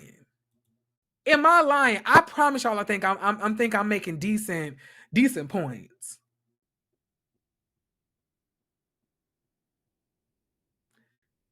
He acts like YouTube. He acts like YouTube asked him to upload his degree in order to do these YouTube videos. Exactly.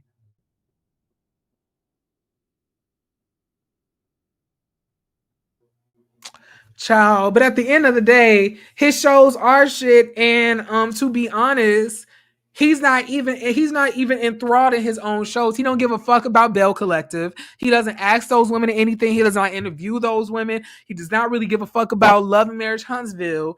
He does not care about those shows. He's not focusing on those shows. He's not. Okay? And that's the truth. You need to focus on those shows, and those ratings are slipping into the pits of hell. The ratings are not good. They're not good. And they have not been good for a long time. Let's be real. Let's be real. But y'all, I think that's all I wanted to discuss on today. And I do want to thank y'all for, for being here and being with me while I did this impromptu live. I wanted to like do my own thug thizzle and such, okay? And I really do hope that you guys really enjoyed this. And I want every single one of y'all to know you are meant to be here. You have purpose and you are loved. And if nobody ever told you today, I love you. And if you need a hug, here you go. I hope you felt that, because I know I did. I hope y'all had a good time. Did you also talk about the Bell Collective reunion? Jeremy, I feel like he helped them go in on Latrice. Girl, I am not the person that you want to talk to about Latrice. But I will admit that Marie and Letitia are on some fuck shit this season. But I'm gonna let you know I'm not the biggest Latrice fan. Okay? However, we could talk about that another time. However, if y'all can, please go look at Jamie That's Me's her coverage of the reunion for Bell Collective, y'all. If that was not the funniest motherfucking review I had ever saw, baby. What's the likes at? Hold on. Monique, they showed out with the likes. What's the likes giving? I haven't seen. I can't see. What's the likes? What's the likes, baby? What's the likes giving? Huh? But like I was saying though, like Jamie That's Me's recap of the reunion for Bell Collective was so fucking funny. Like I was literally in this room screaming. Like I could not believe, because I don't think I ever saw Jamie That's Me go in like that. Y'all, I was in this bitch screaming when she called when she said that Letitia looked like Queen of Zuma Bafoo, bitch. When she said that Letitia was a fat ass Faison lie, I was done. When she said that Akeisha needed to turn into the dust that she's been the whole season anyway and shut her ass up and sit her ass back, I could not, y'all. She ate that whole review. She ate that up. She made me want to review it. Honestly, I was like, I think I want to give it a try, see what I can do. I was like, this was very entertaining. But y'all, listen, I really do gotta go, y'all. I really did have a great time. Thank y'all so much for stopping by and talking to me. And like I said, y'all, much love, much chicken grease and shit. Okay. All right. So you guys have a beautiful, beautiful rest of y'all night. I plan on doing the same. Okay. Peace.